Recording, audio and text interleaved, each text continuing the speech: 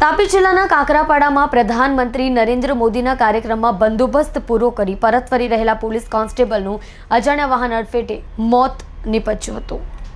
વડાપ્રધાન નરેન્દ્ર મોદી 22 ફેબ્રુઆરીએ ગુજરાત મુલાકાતે આવ્યા હતા। આ મુલાકાત દરમિયાન તેઓ અમદાવાદ, નવસારી અને મહેસાણાના વિવિધ કાર્યક્રમોમાં હાજરી આપી હતી તેમજ ગુજરાતને વિકાસના કામોની ભેટ આપી છે।